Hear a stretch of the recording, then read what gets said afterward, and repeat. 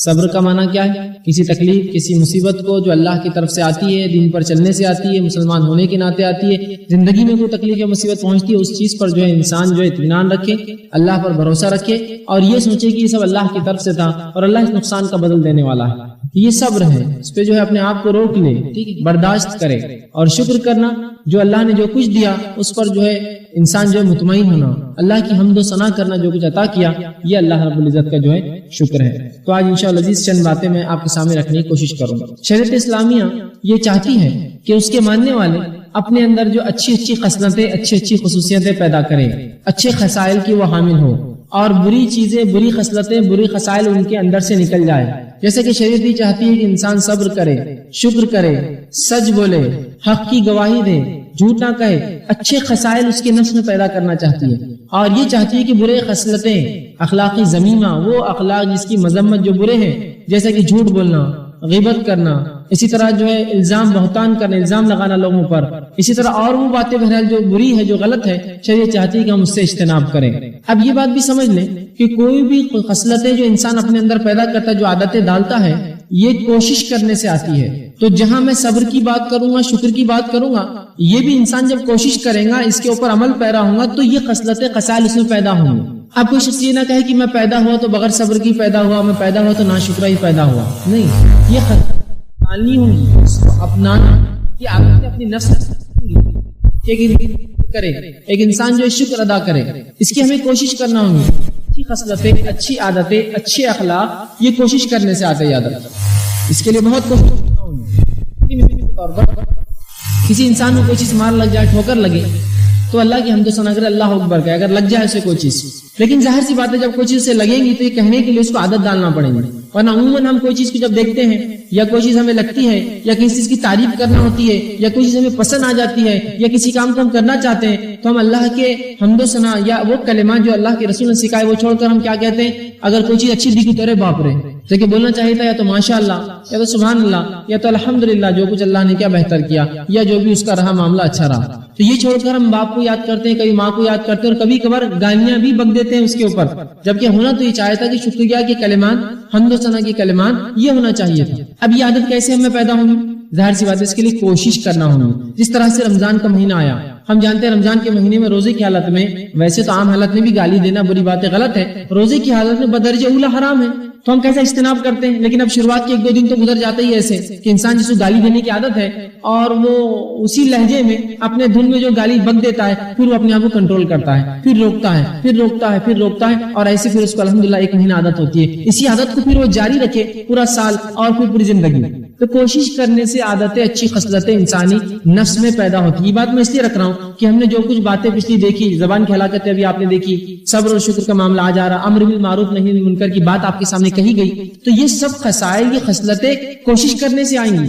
اس کے لیے آپ کو مشق کرنا پڑیں گی، نفس کو دبانا پڑے گا، بری چیز جو ابھار رہا ہے شیطان کے بہکاوے سے بچنا پڑے گا، تب یہ باتیں اندر پیدا ہوں گی. یہ کوئی صبر اور شکر اور یہ چیزیں ایسی نہیں ہے کہ آپ کہیں گے بھائی مجھے بہت میں بے صبر ہوں، کوئی صبر کی گولی دیجیے اور ایک پرسکرپشن لکھ دیا جائے آپ کے نام پہ، یہ گولیاں کھانے سے صبر آئے گا. نہیں، ہاں گولیاں کھانے سے آپ سکون اختیار کر سکتے ہیں، ذہن تھوڑا کمزور ہو جائے گا، کام کرنا بند کر دیں گا، جس سے آپ کو لگے گا کہ میں صبر کر رہا ہوں، لیکن یہ صبر نہیں ہے. تو یہ سب خصلتیں ہم کو اپنی نفس میں پیدا کرنا ہوں گی، عادتیں ڈالنی ہوں گی. یاد رکھیں، تو ایسا نہ ہو کہ میں جب کوئی بات کروں آپ کہے بھائی میرے سے یہ نہیں ہو سکتا، یہ صبر میرے سے نہیں ہوگا، شکر میرے سے نہیں ہوتا، میرے میں ہے نہیں. چیز تو کچھ بھی انسان میں نہیں ہوتی ہے، اسے سیکھنا پڑتا ہے. ایک انسان پیدا ہوتا ہے تو چند ایسے کام ہیں جو اس کی فطرت میں ہوتے ہیں، بقیہ چیزیں اس کو سیکھنی پڑتی ہیں. انسان جب پیدا ہوتا ہے تو کچھ چیزیں اس کی فطرت میں ہوتی ہے، جیسا بھوک لگنا، اور اس کے لیے پھر اس کا تلاش کرنا رزق کا. چھوٹا بچہ بھی ہو اور بھوک لگے تو وہ تلاش کرتا ہے کوئی چیز اس کے منہ میں آ جائے. اسی طرح ہنسنا، یہ فطرت میں ہوتا ہے انسان کی. آپ دیکھیں چھوٹے بچے کو ہنسنا سکھاتا نہیں، آپ کچھ کیجیے ہنستا ہے آپ کو دیکھ کر. اسی طرح رونا، اس کو کوئی سکھاتا نہیں لیکن فطرتاً روتا ہے. اسی طرح اس کے نفس کے تعلق سے اس کو اس کا علم ہوتا ہے، وہ بڑا ہو جائے گا، اس کو کوئی نہ بھی سکھائے تو وہ چیزیں وہ سیکھ لیں گا جو اس کے لیے ضروری ہے. تو کچھ چیزیں ہوتی ہیں لیکن باقی چیزیں سیکھنا پڑتا ہے، اسے سکھانا پڑتا ہے، اس کی تربیت کرنا پڑتا ہے اس ماحول میں، تب وہ ہے. اسی لیے شریعت نے تربیت کا، صحبت کا بڑا جو ہے زور دیا ہے. جیسا قرآن میں ایک جگہ اللہ رب العزت فرماتا ہے یا الذین آمنوا اتقوا اللہ وکونوا مع الصادقین، اے وہ لوگوں جو ایمان لائے ہو اللہ کا ڈر اختیار کرو اور سچوں کے ساتھ رہو. علامہ ابن کثیر رحمہ اللہ اس کی تفسیر میں لکھتے ہیں یہاں صحبت کا اثر بتایا جا رہا ہے کہ سچوں کے ساتھ رہو. اور اس کا فائدہ ہے، ایک انسان جو سچ بولتا ہے اور جھوٹوں میں چلا گیا، کتنے دن سچ بولے گا، دھیرے دھیرے جھوٹ بولنا شروع کر دیتا ہے۔ ایک انسان جو جھوٹ بولتا تھا سچے لوگوں میں آ گیا، کتنے دن جھوٹ بولے گا، اس لیے کہ اس کا جھوٹ پکڑا جاتا ہے، پھر وہ سچ بولنا شروع کر دیں گے۔ صحبت، تو ہمیں کیا کرنا پڑیں گے، خصلتیں خصائل اپنے اندر جو ہے ڈالنی پڑیں گی۔ اب وہ کام جو انسانی نفس کو پسند نہیں ہے، جس سے اسے تکلیف ہوتی ہے، چاہے وہ دین پر عمل کرنے سے تکلیف ہو، دین کے احکامات کی طرف دوسروں کو بلانے پر تکلیف ہو، یا اسی طرح اللہ رب العزت نے جو اس کی تقدیر میں لکھ رکھا ہے وہ جو ہو جائے، اس کے اوپر آ جائے، اس سے اس کو تکلیف ہو، اس معاملے میں صبر کرنا یہ جو ہے بڑی اہم چیز ہے، یاد رکھیں۔ ان چیزوں کو برداشت کرنا اور یہ کہنا کہ اللہ کی طرف سے تھا، یہ صبر ہے، یاد رکھیں۔ اور یہ امید رکھنا اللہ سے کہ اللہ اس کا مجھے انشاءاللہ ضرور بدلہ دے گا، یہ صبر ہے، یاد رکھیں، یہ صبر ہے۔ تو شریعت یہ چاہتی ہے کہ ہر انسان کے اندر جو اچھی خصلتیں ہوں، اور انسان پہ اگر کوئی مصیبت آ جائے، دین کی وجہ سے کوئی پریشانی آ جائے، تو یہ نہ ہو کہ وہ چیخنے اور چلانے اور رونے اور پلانے لگے اور تقدیر کو کوسنے لگے اور برا کہنے لگے کہ کاش میں اگر نماز نہ پڑھتا تو یہ مسئلہ نہ ہوتا، روزہ نہ رکھتا تو یہ نہ ہوتا، مسلمان نہ ہوتا تو فلاں چیز میرے ساتھ نہ ہوئی ہوتی۔ بلکہ اس معاملے پہ وہ جو ہے صبر کرے، اس معاملے کو برداشت کرے جو اس کے ساتھ ہوا، اور یہی صبر ہے، یاد رکھیں۔ اور اسی کا ایک مومن بدلہ پاتا ہے۔ اور اللہ کے رسول صلی اللہ علیہ وسلم نے بڑی زبردست ایک حدیث میں مسلم کی روایت میں فرمایا اور کہا، مومن کا معاملہ عجیب ہے، ایک مومن کا، مسلمان کا معاملہ عجیب ہے۔ جب اللہ فراوانی دیتا ہے، خوشحالی دیتا ہے، تو اللہ کا شکر ادا کرتا ہے، یہ اس کے لیے خیر اور بہتر اور اجر کے لیے زبردست ہے۔ اور اگر اس کو اللہ تنگ دستی دیتا ہے، مشکلات اور مصائب مصیبت میں ڈالتا ہے، تو وہ اس پہ صبر کرتا ہے، اور یہ اس کے لیے بہتر ہے۔ یہ معاملہ سوائے مومن کے اور کسی کے ساتھ نہیں۔ تو مومن کے لیے دونوں ہی حالات اللہ جو ہے اچھے ہیں، جہاں تکلیف آئے تو صبر کرے، جہاں اللہ نعمت دے تو شکر ادا کرے۔ اور یاد رکھیے، جب ایک انسان کسی تکلیف پر صبر کرتا ہے تو وہ خود بخود ایک طرح سے اللہ کا شکر ادا کر رہا ہے، وہاں اس کی حمد و ثنا بیان کر رہا ہے کہ جو کچھ میرے رب تو نے میرے لیے طے کیا وہ گزر گیا، اور میں اس پر جو ہے اس کو قبول کرنے کے لیے تیار ہوں، مجھے صبر عطا کر۔ اور جو اس کے لیے جو ہے وہ یہ امید رکھے کہ اللہ رب العزت اس کے بدلے اسے زبردست بہترین اجر دیں گا۔ اب آئیے چند باتیں آج جو ہے صبر کے تعلق سے قرآن حدیث میں جو آتی ہیں آپ کے سامنے رکھنے کی کوشش کرتا ہوں۔ سب سے پہلی چیز تو اللہ رب العزت قرآن میں صبر کے تعلق سے اتنے مقامات میں صبر کا تذکرہ آیا کہ جس کو انتہا نہیں یاد رکھے۔ اگر ہم سب چیزیں لینا چاہیں کہ صبر کہاں آیا، کیا کیا معنوں میں آیا، کس کس چیزوں کے لیے کہا گیا، تو ایک بہت لمبی فہرست مل سکتی ہے۔ اگر کوئی صبر کے تعلق سے تفصیلات دیکھنا چاہتا ہے تو کوئی ایک معجم لے لے، معجم القرآن، جس کے اندر قرآن کے الفاظ آتے ہیں، اس میں سواد بے رے کے باب میں چلے جائے صبر، اور نکال لے، پوری آیتیں آپ کو ایک جگہ مل جائیں گی کہ صبر کا کہاں کہاں حکم آیا ہے۔ اتنی مرتبہ آیا ہے کہ جس کی کوئی انتہا نہیں یاد رکھتا۔ میں نے اس میں سے چند آیتیں چن کر رکھی ہیں جو مجھے بہتر لگا ہمارے سماج اور ہمارے ماحول کے لیے کہ آپ کے سامنے میں رکھوں۔ آئیے صبر کے تعلق سے اللہ رب العزت قرآن میں فرماتا ہے، یوں تو کئی مقامات پر، سورہ آل عمران سورہ نمبر 3 آیت نمبر 200 میں اللہ رب العزت فرماتا اور کہتا ہے، یا ایھا الذین آمنوا اصبروا وصابروا ورابطوا واتقوا اللہ لعلکم تفلحون۔ اللہ کیا فرماتے ہیں کہ اے وہ لوگوں جو ایمان لائے ہو، صبر کرو۔ اللہ فرماتے ہیں الذین آمنوا اصبروا وصابروا، اور دوسروں کو صبر کی تلقین کرو۔ اے وہ لوگوں جو ایمان لائے ہو، خود صبر کرو، دوسروں کو صبر کی تلقین کرو، اور فرمایا اور دشمن کے سامنے جمے رہو، اور اللہ تعالیٰ سے ڈرو تاکہ تم کامیابی حاصل کرو۔ تو اس آیت میں اللہ نے کیا فرمایا کہ اے وہ لوگوں جو ایمان لائے، صبر کرو، صبر کی تلقین کرو، دشمن کے مقابلے میں جمے رہو۔ اس لیے کہ ظاہر سی بات ہے، دشمن کے مقابلے میں جب انسان لڑے گا تو اس کو بہت صبر کی ضرورت ہے۔ کہا پھر جمے رہو اور اللہ کا ڈر اختیار کرو، اور اللہ سبحانہ تعالیٰ تم کو یقیناً کامیابی فلاح دینے والا ہے۔ تو یہاں بھی دیکھیے صبر جہاں ایک مومن کو کرنا ہے، اس کی تلقین بھی کرنا ہے۔ یہی بات سورہ عصر میں بیان کی گئی ہے، وَتَوَاصَوْا بِالْحَقِّ وَتَوَاصَوْا بِالصَّبْرِ۔ صبر کی تلقین نصیحت اور وصیت کرے، حق کی تلقین نصیحت اور وصیت کرے، اور صبر کی تلقین نصیحت اور وصیت کرے۔ تو ہمارا یہ کام ہے جہاں ہم خود صبر کرے، دوسروں کو بھی صبر کا جو ہے حکم دیں۔ اسی طرح سورہ بقرہ سورہ نمبر 2 آیت میں 153 میں اللہ نے فرمایا، جو آیت میں نے خطبے میں آپ کے سامنے تلاوت کی، وَاسْتَعِینُوا بِالصَّبْرِ وَالصَّلَاةِ إِنَّ اللَّهَ مَعَ الصَّابِرِينَ، کہ صبر اور نماز کے ذریعے اللہ سے مانگو، بے شک اللہ جو ہے ان اللہ مع الصابرین، اللہ صبر کرنے والوں کے ساتھ ہے۔ مطلب اللہ سے مانگنے کا دیکھیے طریقہ بتایا جا رہا ہے صبر اور نماز کے ذریعے۔ مطلب ایک انسان پہ اگر کوئی مصیبت، کوئی تکلیف، کوئی پریشانی آتی ہے تو وہ صبر کرے اور نماز کے ذریعے اللہ سے مانگے۔ جیسے کہ اللہ کے رسول صلی اللہ علیہ وسلم کے تعلق سے آتا، کوئی آندھی، کوئی طوفان، کوئی مشکل، کوئی مصیبت آتی تو آپ صلی اللہ علیہ وسلم فوراً مسجد کی طرف دوڑتے، صبر کرتے اور مسجد کی طرف دوڑتے۔ مطلب آپ بے صبرا پن نہیں کرتے، چیختے اور چلاتے نہیں، پریشانی، بلکہ مسجد کی طرف دوڑتے اور نماز پڑھتے۔ تو پتہ چلا صبر کے تعلق سے اور نماز، تو صبر اور نماز کے ذریعے ہم کو مانگنا ہی یاد رکھیے۔ یہ طریقہ ہم بھول گئے ہیں۔ آج ہمارا معاملہ کیا ہے کہ اگر کوئی مصیبت ہم پر آتی ہے تو سب سے پہلے لوگوں کے سامنے بھاگتے اور ہاتھ پھیلاتے ہیں، لوگوں سے مدد کے لیے چلاتے ہیں، جبکہ ہونا یہ چاہیے کہ ہم صبر کریں اور اللہ سے جو ہے اس کے تعلق سے ہم دعائیں کریں۔ اسی طرح اللہ رب العزت صبر کے تعلق سے فرماتا ہے سورہ نحل سورہ نمبر 16 اس کی آیت نمبر 127 میں فرماتا ہے وَاصْبِرُوا وَمَا أَصَابَكَ إِلَّا بِاللَّهِ، اور صبر کرو اور اللہ کی توفیق سے ہی تجھے صبر مل سکتا ہے۔ مطلب صبر کر، محمد صلی اللہ علیہ وسلم حکم آ رہا ہے نبی صبر کرو اور اللہ کی توفیق سے ہی ہمیں صبر مل سکتا ہے۔ مطلب صبر دینے والی ذات کون ہے؟ کون ایک مسلمان کو صبر دے گا؟ کیسے ایک مسلمان صبر حاصل کرے گا؟ وہ بھی اللہ اسے دیتا ہے، اور اللہ کسے دیتا ہے؟ جو اس کے راستے میں کوشش کرتا ہے۔ آپ بولیں گے نہیں اللہ صبر دیتا ہے بس میں کچھ نہیں، کوشش کرنی ہوگی صبر کے لیے تو انشاءاللہ اللہ ہمیں صبر بھی دے گا۔ تو یہ اللہ کے رسول فرمایا گیا اور صبر کرو اور اللہ کی توفیق سے ہی تجھے صبر مل سکتا ہے۔ اے نبی آپ صبر کیجئے اور اللہ کی توفیق سے آپ کو صبر مل سکتا ہے۔ تو ہمارا یہ کام ہے کہ ہر مصیبت پر، ہر مشکل پر، ہر پریشانی پر جو ہماری طرف آئے، چاہے وہ اپنے گھر میں کسی کی بیماری ہو، کسی کی موت ہو، کوئی نقصان ہو، کسی چیز کا گناہ ہو، کسی چیز کا اسی طرح جو نقصان ہو جانا ہو، تمام چیزوں پر چاہے صحت ہو چاہے مال ہو، کوئی بھی چیز ہو، ہم اس پر صبر کریں، اور اللہ ہی ہے جو انسانوں کو صبر دیتا ہے۔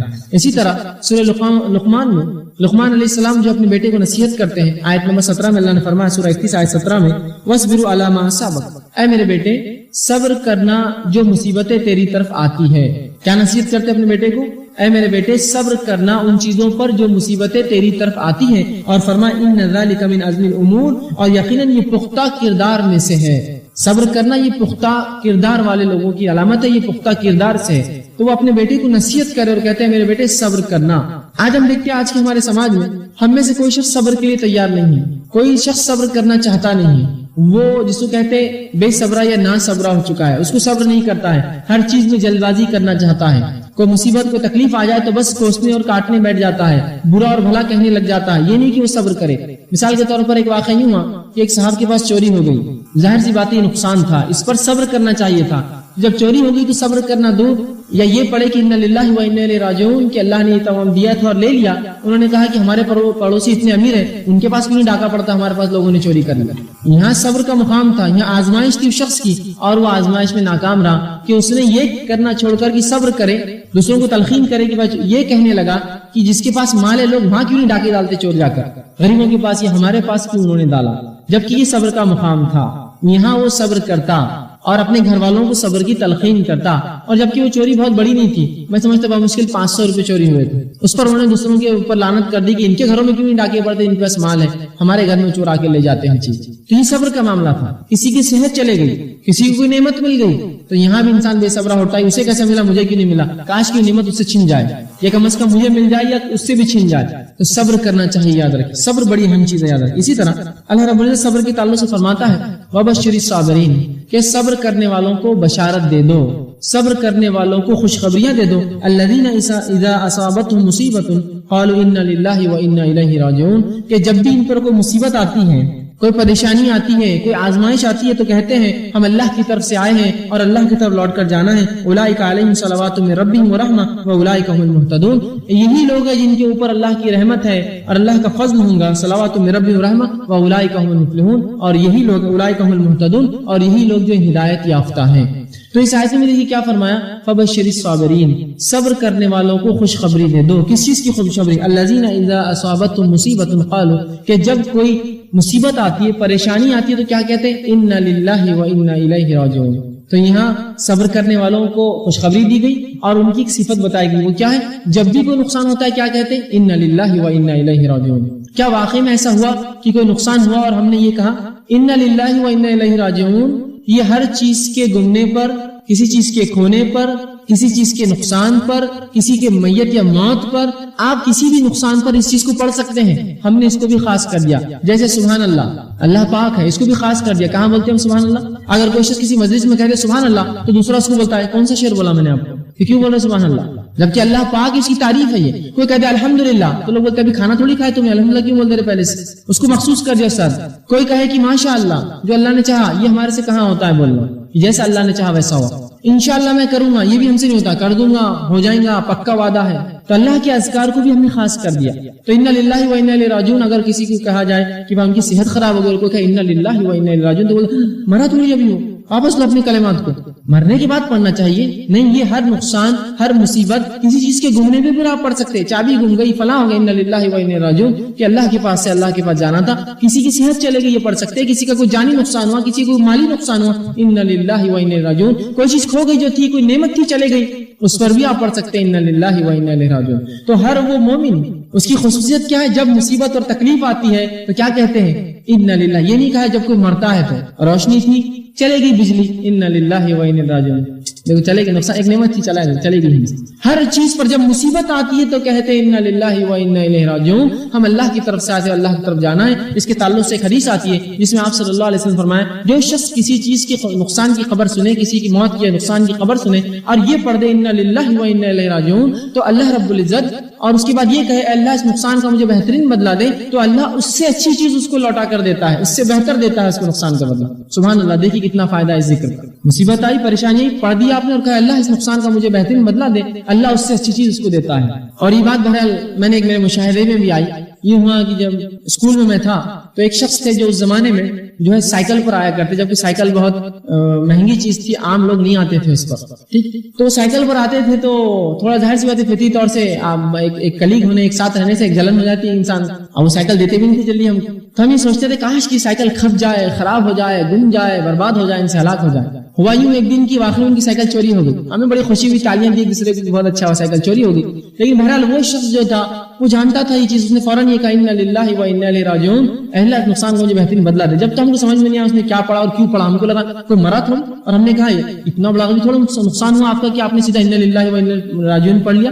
وہ تو کوئی مرا تھوڑی سائیکل گئی. اور یوں ہوا کہ 8-15 دن بعد ان کے والد نے ان کو ایک بہترین نئی لونا دلا دی, جبکہ ہم ان کی سائیکل سے چلا کرتے تھے. بہترین بدلہ دیا اللہ نے اس کے بدل میں. آئیے ایک واقعہ اللہ کے رسول کے زمانے کا حصہ لے.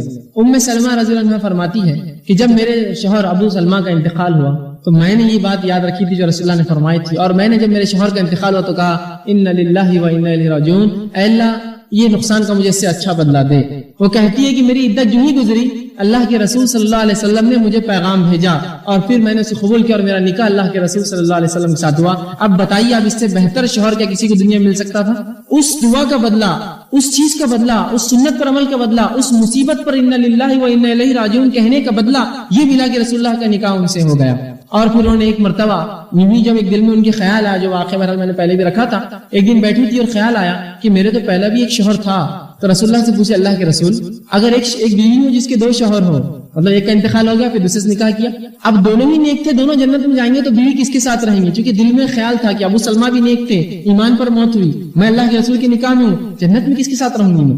تو کہا کہ کس کے ساتھ رہیں گی بیوی؟ دونوں جنت میں. تو رسول اللہ نے کہا جس کے اخلاق اچھے ہوں گے اس کے ساتھ وہ شخص وہ جو خاتون رہیں گی. تو کہا کیا اخلاق؟ تو کہا اخلاق والوں کو, اچھے اخلاق والوں کو دنیا اور آخرت کی تمام خیر حاصل ہے, تمام اچھائیاں ان لوگوں کو حاصل ہے جن کے اخلاق اچھے ہیں. تو دیکھا آپ نے انا للہ و انا الیہ راجعون پڑھنے کا بدلہ صبر کرنا. ظاہر سی بات ہے جس کو صبر ہوگا وہ کرے گا, جو بے صبر ہوگا بولے گا کر دیے کیا, گما دیے کیا, یہ کر دیے کیا, نقصان ہو گیا کیا, میں تو مر گیا, میں تو لٹ گیا, برباد ہو گیا, میرے پاس تو اتنا ہی تھا. لیکن جو ایمان والے ہیں جب مصیبت کی خبر آئی, مصیبت دیکھی, مصیبت پہنچی, کہہ دیا انا للہ و انا الیہ راجعون, ہم اللہ کی طرف سے آئے تھے, اللہ کی طرف جانا ہے.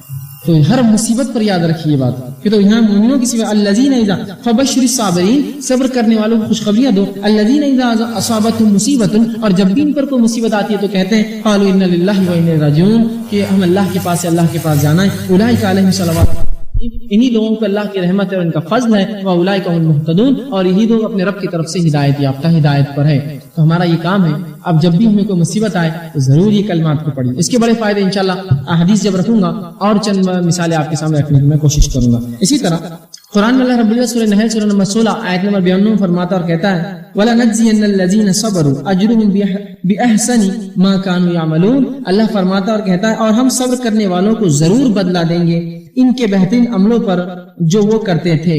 ہم صبر کرنے والوں کو ضرور بضرور بدلہ دیں گے اس صبر پر جو وہ کیا کرتے تھے. تو صبر کرنے والوں کے تعلق سے اللہ فرما رہا ہے ہم صبر کرنے والوں کو بدلہ دیں گے. اور کیوں نہ ہو, جب انسان اللہ کے لیے صبر کرے, جب انسان دین کے لیے, اس کی شریعت کے لیے صبر کرے, اور یہ سوچیں کہ اللہ کی طرف کی بات تھی, اللہ نے مصیبت دی تھی، یہ تکلیف اللہ کی طرف سے تھی، اور اللہ جو ہے اس کو انشاءاللہ ہٹائیں گا مجھ سے، اور صبر کرے تو اس کا جو تو اللہ فرماتا ہے، اور جو لوگ صبر اور ہم صبر کرنے والوں کو صبر کا بدلہ دیں گے ان کے بہترین عملوں پر جو وہ کرتے تھے، جو عمل یہ کرتے تھے، اللہ اس صبر کا ہمیں جو ہے بدلہ دے گا۔ اسی طرح اللہ فرماتا ہے سورہ سجدہ سورہ نمبر 32 آیت 24 میں کہتا ہے وَجَعَلْنَا مِنْهُمْ أَئِمَّةً يَهْدُونَ بِأَمْرِنَا لَمَّا صَبَرُوا وَكَانُوا بِآيَاتِنَا يُوقِنُونَ۔ اب اللہ فرماتا ہے بنی اسرائیل کے انبیاء کے تعلق سے، اور اس نے فرمایا اور کہا اور ہم نے ان سے پیشوا بنائے جو کہ ہمارے حکم سے رہنمائی کرتے تھے، اور جب کہ انہوں نے صبر کیا اور ہماری آیتوں پر یقین کرتے تھے۔ ہم نے انہی میں سے بنی اسرائیل میں سے پیشوا بنائے، اور وہ اچھائی کا، اور جو تکلیفیں آتی تھی اچھائی کے حکم میں وہ صبر کرتے تھے، اور فرمایا اور ہماری آیتوں پر ایمان رکھتے تھے۔ تو ایک انسان ایمان لائے اور ایمان کے ساتھ صبر کرے، یاد رکھیے اس کا بہترین بدلہ دنیا میں اور بہترین بدلہ آخرت میں انسان کو ملتا ہے۔ اسی طرح سورہ زمر سورہ نمبر 39 آیت نمبر 10 میں دیکھیے اللہ فرماتا اور کہتا ہے انما یوفی الصابرون اجرهم بغیر حساب، صبر کرنے والوں کو ان کا ثواب بغیر حساب کے پورا دیا جائے گا۔ جو لوگ صبر کریں گے اللہ ان کو بغیر حساب کے ان کے صبر کا بدلہ اور اجر دینے والا ہے۔ تو گو اگر ہم صبر کرتے ہیں کسی چیز پر، مصیبت پر، تو ہم کو اس کا بدلہ ملے گا، اور اللہ کے رسول صلی اللہ علیہ وسلم فرماتے ہیں صبر کا بدلہ سوائے جنت کے کچھ بھی نہیں ہے۔ صبر اگر کوئی انسان کر لے صرف اللہ کے لیے، کب؟ جب مصیبت آئے، یہ نہیں کہ مصیبت آنے کے 1 مہینہ بعد 2 مہینے بعد، جب تو صبر خود بخود آ جاتا ہے۔ جب مصیبت آئے اور انسان اس پر صبر کر لے تو اس کا بدلہ سوائے جنت کے کچھ نہیں ہوتا، یاد رکھیں۔ تو صبر کے بڑے عظیم جو ہے نتائج ہیں دنیا اور آخرت میں، اس کے بہت زیادہ فائدے ہیں، یاد رکھیں۔ اسی طرح اللہ کے رسول صلی اللہ علیہ وسلم صبر کے تعلق سے فرماتے ہیں اور کہتے ہیں، اور یوں کہا، اپنے مسلم کی روایت ہے الصبر ضیاء، صبر ایک روشنی ہے، صبر ایک روشنی ہے۔ صبر کے تعلق سے آپ بیان کر رہے ہیں کہ صبر ایک روشنی ہے۔ اسی طرح آپ صلی اللہ علیہ وسلم فرمایا، بخاری کی روایت ہے، اور آپ کہتے ہیں جو بچنے کی کوشش کرتا ہے، دیکھیے جو میں نے شروعات میں کہا نا کہ صبر سیکھنے سے، کوشش کرنے سے صفت اور خصلت ہم میں پیدا ہوتی ہے۔ آپ صلی اللہ علیہ وسلم فرماتے ہیں جو بچنے کی کوشش کرتا ہے اللہ اس کو بچاتا ہے۔ ہم برائی سے بچنے کی کوشش کر رہے ہیں، حرام کاموں سے بچنے کی کوشش کر رہے ہیں، غلط کاموں سے بچنے کی کوشش کر رہے ہیں، اچھے کام کرنے کی کوشش کر رہے ہیں، تو جب ہم ایک چیز کی کوشش کرتے ہیں تو اللہ تعالیٰ اس کو بچاتا ہے۔ تو اگر ہم برائی سے بچنے کی کوشش کریں اللہ ہمیں بچاتا ہے۔ آگے آپ نے فرمایا جو بے نیازی اختیار کرتا ہے اللہ اس کو توفیق دیتا ہے۔ جو بے نیازی اختیار کرتا ہے مطلب دوسروں کے مال پہ نظر نہیں رکھتا ہے، اللہ سے مانگتا ہے۔ آج کل معاملہ یہ ہے ہم دوسروں کے مال پہ ہر بار نظر رکھتے ہیں کہ اس سے کیا مل جائے، کیا نکل جائے، کیا۔ جو بے نیازی اختیار کرتا ہے اللہ اسے توفیق دیتا ہے اس چیز کا۔ فرمایا اور جو صبر کی کوشش کرے اللہ اسے صبر عطا کرتا ہے۔ اور جو صبر کی کوشش کرے مطلب صبر کوشش کرنے سے آتا ہے، اس لیے میں نے شروعات میں کہا تھا یہ خصلت پیدا کرنی ہوگی ہمیں اپنے آپ میں۔ تو جو صبر کی کوشش کرتا ہے اللہ اس سے صبر عطا کرتا ہے۔ اور اللہ کے رسول فرماتے آخر میں اور سب سے بہترین اور وسیع کسی کو کوئی چیز نہیں ملی، صبر سے بہترین اور صبر سے وسیع اور سب سے بہتر کوئی چیز کسی کو نہیں ملی، مطلب جس کو صبر مل گیا اس کو بہترین چیز اور بہترین نعمت مل گئی۔ اور آج ہم دیکھتے ہیں یہی ایک چیز ہے صبر جو ہم نہیں کرتے ہیں۔ کوئی مصیبت آئی چیخ رہے ہیں اور چلا رہے ہیں، کوئی مر گیا رو رہے اور دھو رہے ہیں اور غیر شرعی اعمال کر رہے ہیں۔ اسی طرح کوئی چوری ہوگی، کوئی نقصان کی خبر آئی چیخ رہے اور چلا رہے ہیں، کہیں بھی صبر نہیں۔ کسی کو دین کی دعوت دی اس پر تکلیف آئی تو صبر ہم نہیں کرتے آج۔ تو صبر کی بہت سخت ضرورت ہے، یاد رکھیں۔ تو صبر کوشش کرنے سے آتا ہے، اور اگر کسی کو صبر مل جائے تو اللہ کے رسول اس سے بہتر اور وسیع چیز کسی کو نہیں ملی، مطلب یہ بہت بہترین چیز ہے کہ اللہ رب العزت یہ ایک بڑی عظیم نعمت ہے کہ کسی کو صبر دے دیں۔ ٹھیک اسی طرح آپ صلی اللہ علیہ وسلم فرماتے ہیں، مسلم کی حدیث سے آپ فرماتے ہیں مومن کے لیے کتنی عجیب بات ہے کہ اس کے سارے معاملات اس کے لیے حق میں بہتر ہے۔ مومن کا معاملہ عجیب ہے، ہر معاملہ اس کے حق میں بہتر ہے۔ اور آگے فرماتے اگر اسے کوئی خوشی پہنچے تو وہ شکر ادا کرتا ہے اور یہ اس کے لیے خیر ہے، اور اگر تکلیف پہنچے تو صبر کرتا ہے اور یہ اس کے لیے بہتر ہے۔ مومن کا معاملہ عجیب ہے، اس کے لیے دونوں ہی معاملے درست ہیں، ہر حالت اس کے لیے درست ہے۔ جب اس کو کوئی خوشی پہنچتی ہے، فراوانی پہنچتی ہے اور نعمت ملتی ہے اللہ کی تو وہ شکر ادا کرتا ہے، اور جب کوئی مصیبت پہنچتی ہے تو کیا کرتا ہے؟ اس پر صبر کرتا ہے۔ یہ معاملے دونوں ہی اس کے لیے بہتر ہے، دونوں میں وہ فائدے اٹھاتا ہے، اور اس سوائے مومن کی کسی اور کے ساتھ یہ معاملہ نہیں ہے۔ آئیے اسی طرح اللہ کے رسول صلی اللہ علیہ وسلم بخاری کی روایت اس میں فرماتے اور کہتے ہیں کہ اللہ کے رسول صلی اللہ علیہ وسلم کی بیٹی ان کے بچے کے انتقال کا وقت نزدیک آیا۔ آپ صلی اللہ علیہ وسلم کی بیٹی تھی، ان کا ایک بچہ تھا جو نزا کی حالت میں چلے گا، انتقال کے قریب تھا، موت کے قریب تھا۔ اس نے فوراً کہا کہ میرے والد کو خبر دی جائے، اللہ کے رسول کو خبر دی جائے۔ ایک شخص آ کر اللہ کے رسول آپ کی بیٹی آپ کو بلاتی ہے، طلب کرتی ہے کہ آپ وہاں آئیے، اس کے بیٹے کی جان جو ہے بس جو ہے اس کی جو ہے موت کا وقت قریب ہے۔ آپ صلی اللہ علیہ وسلم نے کہلوا بھیجا اور کہا اس قاصد سے کہ میری بیٹی کو سلام کہو اور میرا پیغام دو کہ جو لے رہا ہے وہ اس کا ہی ہے۔ کیا کہا کہ میری بیٹی کو یہ پیغام دو جا کر، جو لے رہا ہے، اللہ جو چیز لے رہا ہے وہ اسی کا ہے جو واپس لے رہا ہے، اور جو وہ دیتا ہے وہ بھی اسی کا ہے، مطلب جو دیا ہے وہ بھی اس کا ہے، جو واپس لے رہا ہے وہ بھی اللہ کا ہے، اور ہر چیز کا اس کے یہاں ایک وقت مقرر ہے۔ بیٹی صبر کر اور اللہ کے یہاں ثواب طلب کر۔ کیا کہا ہے؟ میری بیٹی صبر کر اور اللہ کے پاس ثواب طلب کر۔ کوئی بھاگ دوڑ نہیں، کوئی چیخنا چلانا نہیں، کوئی شور غل نہیں، کوئی رونا پلانا نہیں، کوئی غیر شرعی حرکت کی چہروں پر کوئی مارے۔ کہا کہ میری بیٹی صبر کر، سلام کہو میری بیٹی سے اور کہو صبر کرے، اس لیے کہ جو لے رہا ہے وہ اسی کا ہے اور جو بھی دیتا ہے وہی دیتا ہے، اور جو ہے میری بیٹی صبر کر اور اللہ سے اس کا ثواب طلب کر۔ اور اللہ کے رسول صلی اللہ علیہ وسلم کے زمانے میں صحابیات کی یہ تربیت اللہ کے رسول سے پائی تھی۔ میں صحابیات کی بات اس لیے کر رہا ہوں کہ صحابہ پھر بھی آدمی پھر بھی تھوڑا سا مضبوط ہوتا ہے احساسات کے معاملے میں، لیکن یہ صبر کی تعلیم اللہ کے رسول سے صحابیات نے ایسی سیکھی تھی، یہ بھی صبر میں جو ہمارے لیے نمونہ بن گئی آج۔ آئیے ایک واقعہ سے سناتا ہوں صبر کا، اللہ کے رسول کے دور سے ایک خاتون کا صبر۔ ام سلیم رضی اللہ عنہا، ان کی شخصیت میں سمجھتا ہوں تمام لوگوں سے واقف ہے، یہ کوئی ایسی خاتون نہیں جس کے تعلق سے آپ نے کبھی نام نہ سنا ہو۔ ام سلیم رضی اللہ عنہا، ان کے بیٹے انس بن مالک تھے، مشہور صحابی آپ سب جانتے ہیں۔ ام سلیم رضی اللہ عنہا کا معاملہ یوں ہے کہ ان کا نکاح ابو طلحہ سے ہوا اور ان سے ایک اولاد پیدا ہوئی، اور ابو طلحہ جب سفر پر تھے تو وہ یوں کہ اس اولاد کا انتقال ہو گیا۔ جب اولاد کا انتقال ہوا تو ابو طلحہ گھر آئے اس رات، تو بیوی نے یہ سوچا کہ اپنے شوہر کو آتے ہی میں یہ غمناک خبر کیسے دوں کہ بیٹے کا انتقال، بیٹا فوت کر چکا ہے، مر چکا ہے۔ تو اس خبر کو دبا دیا۔ وہ بھی ایک عورت تھی، اس کے سینے میں بھی ایک دل تھا جس طرح سے ہمارے سینے میں ایک دل ہوتا ہے، اس کے احساسات بھی وہی احساسات ہیں جو میرے اور آپ کے احساسات ہیں، اس کی بھی ممتا، اس کی محبت بھی اپنی اولاد سے وہی تھی جو ہماری اور آپ کی محبت ہوتی ہے۔ لیکن صبر دیکھیے اس خاتون کا، اسے پتا تھا چیخنے چلانے سے ابو طلحہ اور پریشان ہوں گے، سفر اور وہ مسافر اور اس کے بعد اس کی اور جو ہے پریشانی بڑھ جائیں گی، خاموشی اختیار کر لی۔ ابو طلحہ گھر آئے، انہوں نے جو ہے اپنے آپ کو جو ہے فارغ کیا، تیار ہوئے، اس کے بعد آپ نے کھانا لایا، انہوں نے کھانا کھایا، اس کے بعد جو ہے ان سے ہم بستری کی، اور یہ واقعہ اللہ کے رسول کو چونکہ انہوں نے صبح سنایا، تفصیلات اور آتی ہے، بہرحال وقت نہیں ہے۔ اس کے بعد ہم بستری کی، اس کے بعد جو ہے اس بیوی نے کہا کہ میں تم سے ایک سوال کرتی ہوں۔ تو کہا پوچھو۔ کہا اگر کوئی چیز تمہیں کوئی دے تو تم کیسے لوٹاؤں گے؟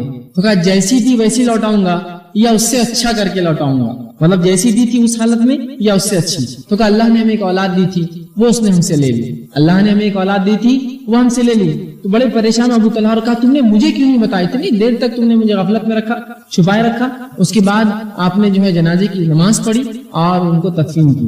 صبح آپ جو ہے آپ صلی اللہ علیہ وسلم کے پاس ابو طلحہ پہنچے اور پورا واقعہ بیان کیا، اللہ کے رسول میں کل رات آیا، میری بیوی نے مجھے یہ بات نہیں بتائی اور بچے کا انتقال ہوا، میں اس کے ساتھ رہا، کھایا پیا، ہم بستری کی، اللہ کے رسول نے دعا کی اور کہا تم نے صبر کیا، اللہ تمہیں بہترین اولاد دے۔ پوچھا اللہ کیا تم نے ہم بستری کہا، تو کہا اللہ انشاءاللہ تم کو اس سے بہترین اولاد دے گا۔ اور اس کے بعد ان کو عبداللہ پیدا ہوئے جو انس بن مالک کے بھائی تھے۔ تو اللہ نے نیکی صبر کے بدلے ان کو پھر ایک دوسرا لڑکا عطا کر دیا۔ تو صبر بڑی عظیم چیز ہے، یاد رکھیں، اس کے بڑے فائدے دنیا میں اور بڑے فائدے آخرت میں، یاد رکھیں، کیونکہ یہ حدیث رسول اللہ خود بتاتی ہے جو انا للہ و انا الیہ راجعون پڑھ کر یہ کہے کہ مجھے اس کا اللہ بہترین بدلہ دے، اس نقصان کا دنیا اور آخرت میں اللہ اس کو بہترین بدلہ دیتا ہے۔ تو صبر کے بڑے فائدے کہا آپ نے، صبر سے وسیع چیز کسی کو کچھ نہیں ملی، اگر صبر ملا تو بڑی وسیع اور بڑی خیر اس نے پا لیا جس کو صبر ملا، تو ہمیں صبر کرنا چاہیے۔ اسی طرح صحیح بخاری کی روایت ہے، آپ صلی اللہ علیہ وسلم کی حدیث ہے کہ اللہ عز و جل فرماتا ہے، حدیث قدسی ہے، اللہ عز و جل فرماتا ہے کہ میں نے اپنے بندے کو اس کی پیاری اور محبوب چیز آنکھوں کی تکلیف میں مبتلا کروں اور وہ صبر کرے تو اس کی اور اسے بہشت جنت عطا کروں۔ کیا فرماتا ہے اللہ؟ اللہ فرماتا ہے کہ میں اپنے بندے کو اس کی پیاری چیز آنکھوں کی تکلیف میں ملوث کرتا ہوں۔ ایک انسان ہے آنکھوں کی تکلیف میں پریشان ہے، آنکھ کمزور ہو رہی ہے، بینائی جا رہی ہے، نظریں جا رہی ہے، اس کو نقصان ہو رہا ہے اس کا، اور انسان اس پر صبر کرے، اس لیے کہ آنکھیں یاد رکھیے بہت عظیم نعمت ہے۔ یہ نعمت کا احساس، یہ نعمتوں کا احساس انسان کو تب ہوتا ہے جب یہ چھن جاتی ہے۔ عموماً نعمت جب ہوتی ہے انسان کا احساس نہیں ہوتا ہے، جب چھن جاتی ہے تو پھر احساس کرتا ہے کہ عظیم نعمت ملی تھی۔ تو آنکھیں بڑی عظیم نعمت ہے۔ رسول اللہ فرماتے ہیں جب اللہ کسی بندے کو اس مصیبت میں پریشانی میں ڈال کر آزماتا ہے کہ اس کی پیاری اور محبوب چیز آنکھوں کو چھین لیتا ہے، اس سے بینائی کو، اور اس پر وہ صبر کرتا ہے، تو سوائے جنت کے اس کا کوئی بدلہ نہیں ہے اللہ کے پاس۔ اللہ اس کو جنت عطا کرے گا جو صبر کر لے گا بیماری پر۔ تو یہاں جو ہے آنکھوں کے تعلق سے تذکرہ ہے، بہرحال آپ کسی بیماری کسی بھی تکلیف پر صبر کرے، اللہ ضرور بدلہ دے گا، ضرور اس کا اجر دے گا۔ صبر لیکن خالص اللہ کے لیے ہو، ٹھیک۔ اسی طرح اب صبر کب ہو یہ بات بھی ضروری ہے۔ آئیے اللہ کے رسول صلی اللہ علیہ وسلم کا ایک واقعہ جس میں آپ کا صبر بھی پتہ چلتا ہے اور آپ نے نصیحت کیسے کی وہ بھی پتہ چلتا ہے۔ آپ صلی اللہ علیہ وسلم ایک مرتبہ ایک مقام سے گزرے جہاں ایک خاتون ایک قبر کے پاس روتے بیٹھی تھی۔ یہ خاتون اللہ کے رسول صلی اللہ علیہ وسلم پہچانتی نہ تھی کہ آپ کون ہیں، آپ نئے نئے تھے مدینے میں۔ جب آپ صلی اللہ علیہ وسلم اس کے پاس گزرے، اس نے روتے ہوئے دیکھا تو کہا صبر کر۔ تو اس خاتون نے پلٹی اور کہا تجھے کیا معلوم میری تکلیف کیا ہے، آیا بڑا کہنے صبر کر، جا یہاں سے۔ کیا کہا اس خاتون نے کہ تجھے کیا معلوم میرا نقصان، میری تکلیف کیا ہے، اور آیا بڑا بولنے کی صبر کر، جا یہاں سے۔ اس کو پتہ نہیں تھا کہ اللہ کے رسول ہے۔ آپ صلی اللہ علیہ وسلم کا صبر دیکھیے، آپ نے کچھ نہیں کہا، خاموشی سے چلے گئے۔ یہ خود ایک صبر کی مثال ہے کہ اللہ کے رسول اس شخص نے اتنی بری بات کی اس خاتون نے کہ جا تجھے کیا پتا میرا نقصان کیا، بڑا آیا بولنے صبر، چل جائیں سے، اور چلے گئے۔ فوراً لوگ اور کہا ارے پاگل تو نہیں ہو گئی ہو تم، کیا تمہیں پتا تھا کس سے بات کی تم نے؟ تو کہا کس سے بات کی؟ تو اللہ کے رسول تو فوراً نادم ہوئی، پریشان ہوئی، دوڑی گئی کہ اللہ کے رسول معافی چاہتی ہوں، میں نے آپ کو پہچانا نہیں، میں جانتی نہیں تھی کہ آپ، ورنہ میں یہ بات نہیں کہتی آپ سے۔ اس کے علاوہ کوئی عام آدمی ہے۔ تو رسول اللہ صلی اللہ علیہ وسلم سے فرمایا اور کہا صبر تب ہوتا ہے جب نقصان ہوتا ہے۔ صبر تب ہے 1 مہینہ بعد، 10 دن بعد، مہینے بعد، سال بھر بعد تو مجھے اور آپ کو سب کو صبر آ جاتا ہے۔ اصل صبر تب ہے جب وہ نقصان ہوتا ہے۔ ابھی آپ کو خبر ملی کوئی مر گیا، آپ کے گھر خاندان سے نزدیک رشتہ دار دوست، صبر اب ہے آپ کے پاس، اب آزمائش شروع ہوئی۔ اللہ سے نیت کیجیے کہ اللہ اس صبر کا مجھے بدلہ دے، اور صبر کیجیے سوائے جنت کے اور کوئی بدلہ نہیں اس کا۔ صبر کا اتنا زبردست بدلہ، صبر اللہ کے لیے کیجیے، آپ ثواب کی طلب کرنے کی، اللہ میں صبر کرتا ہوں اس نقصان پر، اور اللہ انا للہ و انا الیہ راجعون، اللہ اس نقصان کو مجھے بہترین بدلہ دے۔ صبر کا بدلہ، اور صبر کب ہوتا ہے؟ جب نقصان ہوتا ہے، اس کے بعد تو صبر آ ہی جاتا ہے زندگی میں۔ آج ہمارا معاملہ یہ ہے، کوئی چیز کھو گئی تو پتہ نہیں کتنے دنوں تک بس وہ چلتے رہتا ہے، وہ کھو گئی اور وہ کھو گئی، اللہ نے دی تھی چلے گی بھائی، چھوڑ دو اس کو۔ اس کے غم میں اور کیا کرتے ہو تم، اور چیزوں کو ضائع کرتے ہو اپنے ہاتھ سے۔ اسی لیے کسی نے کہا کہ جب کوئی مصیبت آئے تو اپنی آنکھوں میں آنسو مت بھر لو، اس لیے کہ وہ آنسو کیا کرتے ہیں، آنے والی ایک نئی جو چیز ہے، جو اپارچونٹی ہے، جو ایک اچھی فائدہ مند چیز ہے، اس کو تم سے چھپا دیتے ہیں۔ آنکھوں میں آنسو بھر لی تم نے، اور اس سے جو چیز ایک تھی جو آپ کے فائدے کی دکھنا تھی وہ بھی چھپ جاتی ہے آپ سے۔ تو صبر کیجیے۔ ہاں لیکن فطری بات ہے، آنسو بہتے ہیں۔ اللہ کے رسول صلی اللہ علیہ وسلم کو دیکھا گیا، آپ کے بیٹے کا انتقال ہوا ابراہیم کا، آپ صلی اللہ علیہ وسلم تدفین کے لیے گئے، آپ کی آنکھوں سے آنسو جاری تھے۔ یہ صبر کے خلاف نہیں ہے ادر کے آنسو جانا۔ جب رسول اللہ سے صحابہ نے پوچھا تعجب سے، اللہ کے رسول آپ رو رہے ہیں؟ ان کو لگا یہ صبر کے خلاف بات ہے، تو کہا یہ رحمت ہے جو اللہ نے ہر بندے انسان کے دل میں دی ہے، یہ رحم ہے جو انسان ایک دوسرے سے محبت کی ناطے کرتا ہے، یہ رحم ہے۔ تو کوئی اگر آنسو بہا لے یہ صبر کے خلاف نہیں ہے، یہ تو رحم اللہ نے جو دلوں میں رکھا ہے، ٹھیک۔ لیکن ہاں چیخے اور چلائے، اپنے کپڑوں کو پھاڑے، اپنے گالوں پر مارے، بالوں کو بکھیرے، چیزوں کو توڑے، یا اس طرح کے جو عمل ہوتے ہیں، یہ صبر کے یقیناً خلاف ہے۔ اور صبر کب ہوتا ہے؟ جب وہ نقصان ہوا تب صبر کر لیجیے اور اللہ سے طلب کیجیے اللہ اس کا بدلہ دے، اور انشاءاللہ عزیز اللہ زبردست بدلہ دیتا ہے۔ تو صبر تب ہوتا ہے جب وہ چیز ہوتی ہے، واقعہ ہوتا ہے۔ تو ہمیں ہمارا یہ کام ہے کہ ہم جو ہے صبر کر لے جب کوئی مصیبت، کوئی تکلیف ہمیں جو ہے آ کر پہنچے۔ اسی طرح آپ صلی اللہ علیہ وسلم فرماتے ہیں، یہ بخاری کی روایت، آپ نے فرمایا من یرید اللہ بہ خیرا یصب منہ، جو شخص کے ساتھ اللہ بہتری چاہتا ہے اس کو مصیبت میں مبتلا کر دیتا ہے۔ یہ بات اگر سمجھ گیا تو صبر کرنا آسان ہو جائے گا۔ اللہ جس سے محبت کرتا ہے اسے مصیبت میں مبتلا کرتا ہے۔ لیکن ایک سوال جو انسانوں کو ہمیشہ کھٹکتا ہے وہ کیا ہے معلوم؟ اللہ مصیبت میں ڈالتا کیوں ہے؟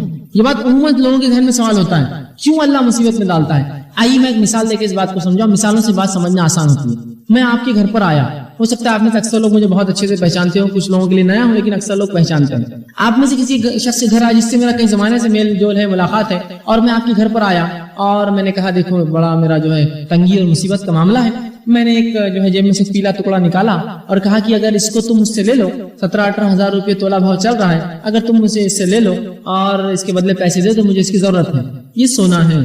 آپ چاہے جتنا مجھ پہ اعتماد کرتے ہوں گے، آپ کیا کہیں گے؟ لے لیں گے مجھ سے؟ اگر ایسے کچھ لوگ جو لے لیں گے تو انشاءاللہ میں کل گھر پر پہنچ جاؤں گا ٹکڑے لے کر، کیا کریں گے آپ؟ ٹھیک ہے فیض بھائی، وہ ٹھیک ہے، اعتماد وہ تو سب اپنی جگہ ٹھیک ہے، لیکن اس کو اگر جانچ لیتے تو زیادہ بہتر ہوتا۔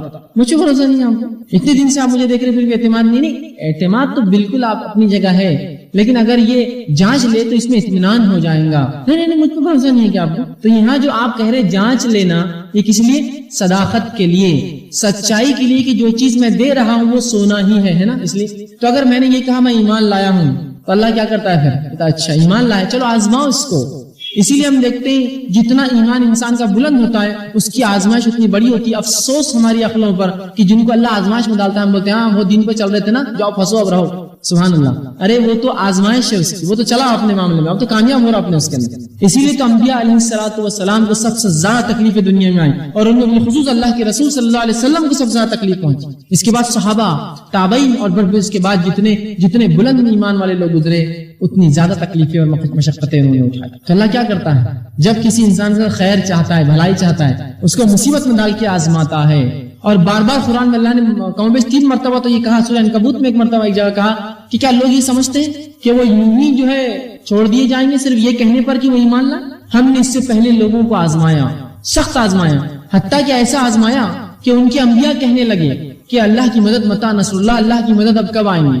اتنا آزماتا ہے اللہ لوگوں کو جب وہ ایمان کا دعویٰ کرتے ہیں. تو یہاں اللہ کے رسول فرماتے ہیں جب اللہ کسی انسان کو جاننا چاہتا ہے، اس کے ساتھ اچھا خیر کرنا چاہتا ہے، اس کو آزماتا ہے، اس کو مصیبت میں ملوث کرتا ہے تاکہ جانچے یہ اپنے دعوے میں کتنا پکا ہے. میں نے کہا میں اللہ پر ایمان لایا ہوں، چلو اس کو اولاد سے آزما کے دیکھو، مال سے آزما کے دیکھو، اس کے روزی روٹی میں کمی کر کے آزما کے دیکھو، اس کے جسم اس کو آزما کے دیکھو. یہ کرتا ہے کہ پورا اترتا ہے کہ اپنے دعوے پر. اور جتنا بلند ایمان آزمائش اتنی اونچی یاد ہے، آزمائش اتنی اونچی. آئیے اسی طرح آپ صلی اللہ علیہ وسلم فرماتے، ترمذی کی روایت ہے، آپ نے فرمایا جتنی بڑی مصیبت اتنا بڑا اجر. اب وہ مصیبت جو دی جا رہی ہے وہ خود اجر بھی دیتی ہے، یہ نہیں کہ صرف مصیبت میں اللہ آزما رہا ہے بلکہ مصیبت اجر بھی دیتی ہے. جتنی بڑی مصیبت اتنا بڑا ثواب. اللہ تعالیٰ جن لوگوں سے محبت کرتا ہے انہیں آزماتا ہے، جو راضی ہوتا ہے اللہ اس سے راضی ہوتا ہے، اور جو ناراض ہوتا ہے اللہ اس سے ناراض ہو جاتا ہے. جتنی بڑی مصیبت اتنا بڑا اجر. اور اللہ جب کسی کو آزماتا ہے مصیبت دے کر، ٹھیک ہے، تو اللہ جس سے محبت کرتا ہے اس کو مصیبت میں ڈالتا ہے. جیسے انبیاء سے محبت کرتا ہے مصیبت دے کر دیکھتا ہے، صحابہ سے اور ایمان والوں سے تو مصیبت میں ڈالتا ہے. اور پھر اگر وہ راضی ہو گیا بندہ کہ بس اللہ نے چاہا یہ مصیبت آ گئی، بس میں اس پہ صبر کرتا ہوں، تو اللہ اس سے راضی ہوتا ہے. اگر ناراضگی کا اظہار کیا کہ بھائی ہمارے پاس کیوں آئی، ہمیں کیوں، دوسرے کے فلاں، اس طرح کے کلمات، تو پھر اللہ کیا کرتا ہے، اس سے ناراض ہو جاتا ہے. اسی طرح اللہ کے رسول صلی اللہ علیہ وسلم فرماتے ہیں، ترمذی کی روایت ہے، فرماتے ہیں کہ مومن کی نفس، اولاد اور مال میں آزمائش ہوتی رہتی ہے، حتیٰ کہ جب وہ اللہ کے پاس ملتا ہے تو اس کے ذمے کوئی گناہ باقی نہیں رہتے. اللہ مومن کو اس کے مال، جان، اولاد سے مسلسل آزماتا رہتا ہے اور آزمائش کی بدولت اس کو اجر دیتا رہتا ہے، حتیٰ کہ جب اللہ کے پاس مومن جاتا ہے تو اس کے ذمے کوئی گناہ بچتا ہی نہیں ہے، وہ سب آزمائش میں دھل جاتے ہیں. اور یہ بات اللہ کے رسول نے بیان کیا حدیث میں کہ حتیٰ کہ مومن کو کانٹا بھی اگر چبھتا ہے تو اللہ اس کا اسے بدلہ دیتا ہے. بخار کے تعلق سے آپ صلی اللہ علیہ وسلم، جب آدمی بخار میں ملوث ہوتا ہے، بخار میں مبتلا ہوتا ہے، تو اللہ کے رسول صلی اللہ علیہ وسلم فرمایا اس کی مثال ایسی ہے، ایک جھاڑ کے پاس آپ گئے اور اس کو ہلایا اور اس کے پتے گرنے لگے، سوکھا جھاڑ تھا، کہ ایسے گناہ جھڑتے ہو شخص کے جو کسی بخار میں ملوث ہوتا ہے، بخار میں مبتلا ہوتا ہے، اس کو بخار آ جاتا ہے، تو اللہ اس کے گناہوں کو اس سے دور کر دیتا ہے. تو ہر مصیبت آنے والی کیا ہے، ہمیں اجر دیتی ہے، لیکن ہمیں کیا کرنا ہے، اس پر صبر کرنا ہے. بغیر صبر کیے اجر نہیں ملیں گے. ٹھیک. اسی طرح اللہ کے رسول صلی اللہ علیہ وسلم کا صبر دیکھیے.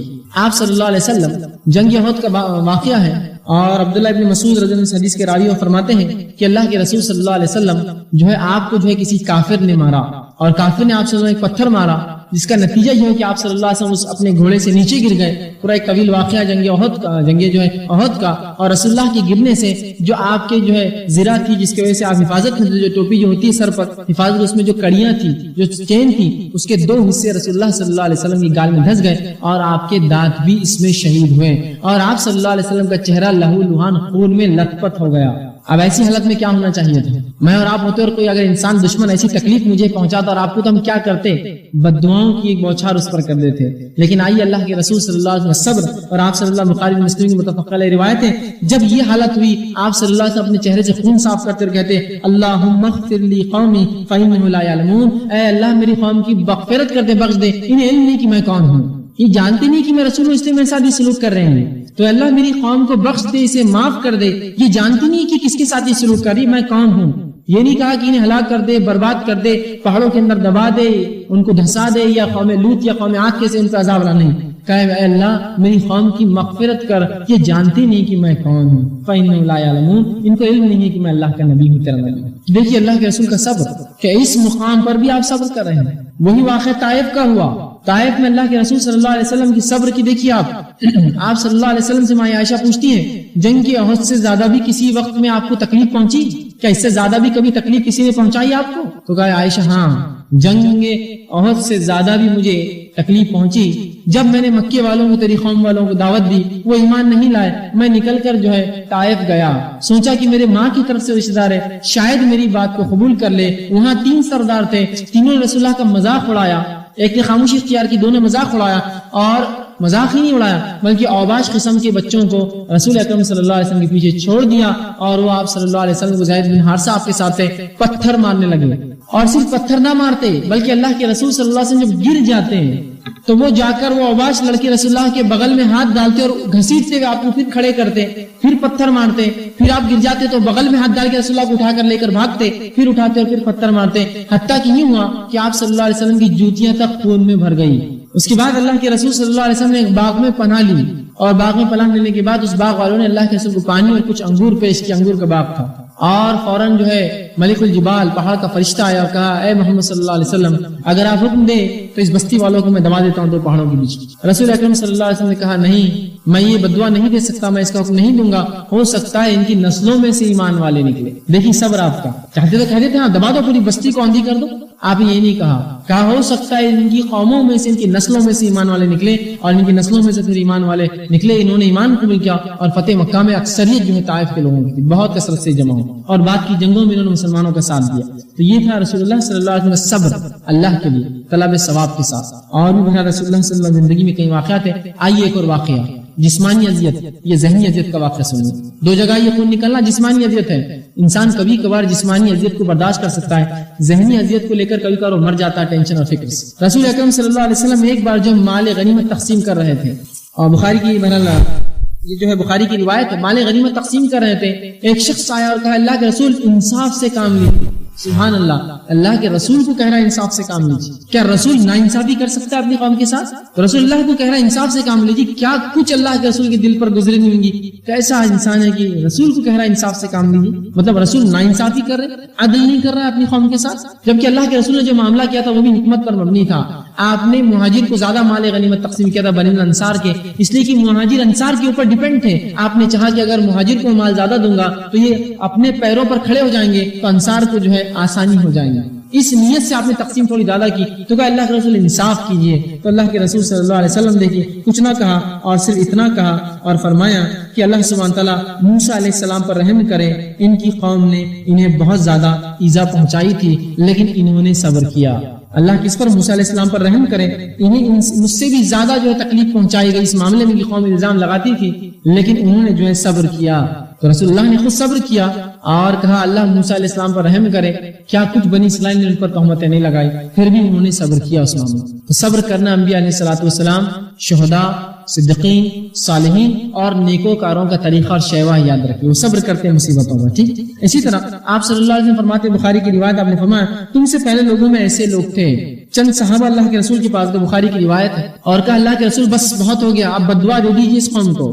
مکی دور کا واقعہ ہے، مطلب آپ بددعا کر دیجیے اس قوم کے لیے، بہت ہوگی، بہت تکلیفیں اذیتیں پہنچا رہے ہیں۔ تو آپ صلی اللہ علیہ وسلم نے فرمایا آپ ٹیکے سے تھے، حدیث میں آتا ہے کعبے کی دیوار سے ٹیک لے کے ایک چادر سے آپ لیٹے تھے، آپ فوراً ٹیکے سے اٹھ گئے اور کہا جب تم سے پہلے کے لوگ ایمان لاتے تو ان کو آروں سے چیر دیا جاتا، تم سے پہلے کے لوگ جب ایمان لاتے تو ان کو آروں سے بیچ میں سے چیر دیا جاتا اور ان کے جسموں پر لوہے کی کنگیاں چلا کر زندہ ان کی کھالیں ادھیڑ دی جاتی، لیکن یہ چیز بھی ان کو ایمان سے نہیں پھیلتی۔ اور تم اپنی تکلیف کی بات کرے، صبر کرو، اس لیے کہ تم سے پہلے آپ نے فرمایا جنہیں گرفتار کر تم سے پہلے جو لوگ ایسے مرد بھی تھے جنہیں گرفتار کر کے زمین میں گاڑ دیا جاتا اور پھر آرے سے ان کے جسم کو سر سے چیر کر ٹکڑے کر دیا جاتا، اور فرمایا اور لوہے کی کنگیاں ان کے گوشت میں دھسا کر درمیان سے کھینچی جاتی، یہ بات بھی انہیں اللہ سبحانہ تعالیٰ کے دین سے نہیں روکتی۔